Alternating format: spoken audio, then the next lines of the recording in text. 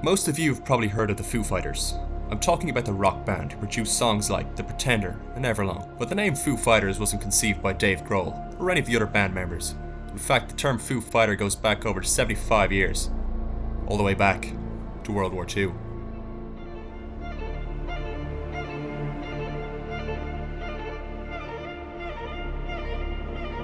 The term Foo Fighter was used by Allied aircraft pilots to describe various UFOs and mysterious aerial phenomena they observed in the skies above both the European and Pacific theaters.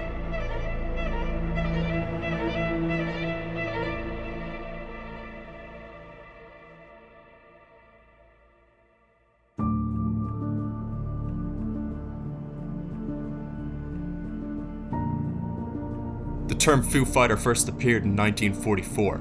During a mission debriefing, the intelligence officer of the 415 Night Fighter Squadron, Fritz Ringwald, stated that a radar operator, Donald J. Myers, had sighted a red ball of fire that chased him through a variety of high-speed maneuvers. Fritz said that Myers stated, "It was another one of those fucking Foo Fighters," before storming out of the debriefing room. Myers was referencing a comic book, Smokey Stover.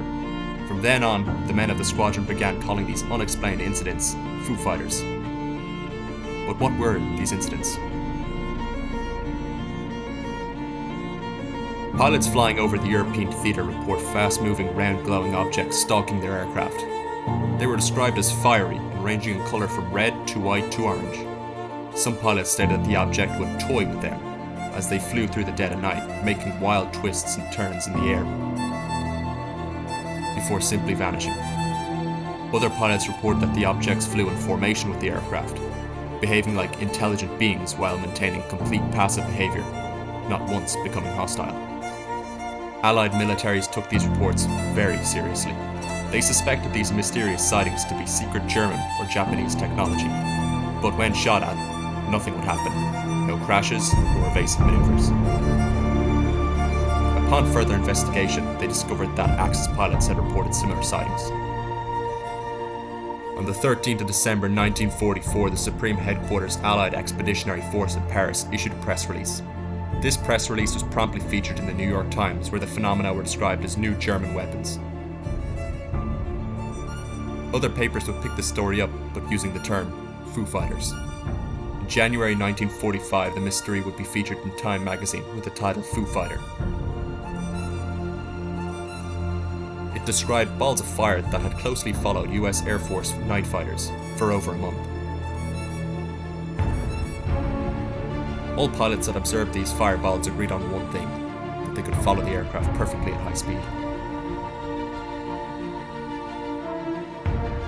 No concrete explanation could be found to debunk what these airmen had seen, but in 1953 the Robertson panel, a scientific committee arising from the recommendation of the CIA to investigate unidentified flying objects, could only conclude that if the term flying saucers had been popular in the 1943 to 45 period, these objects would have been so labeled.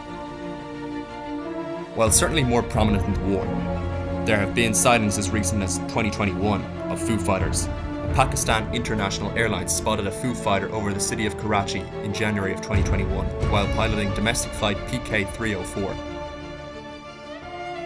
The aircraft was cruising at a height of 35,000 feet. As the captain turned the jet as part of his route, he noticed a white, round object just above the jet. The captain described a metal ring around the object which emitted a white light from its centre.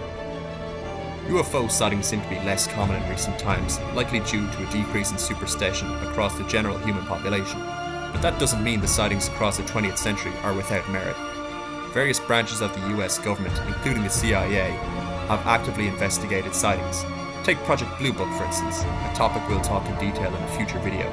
Project Blue Book was the codename for the systematic study of unidentified flying objects by the United States Air Force from March 1952 to its termination on December 17, 1969. As far as the public are aware, no UFOs were deemed to be extraterrestrial, but governments haven't always been upfront with their findings. Many believe governments around the world are aware of extraterrestrial life and have made contact, but choose to keep this from the public for a variety of reasons. I myself am a skeptic. I believe when aliens come knocking on Earth's door, we'll know.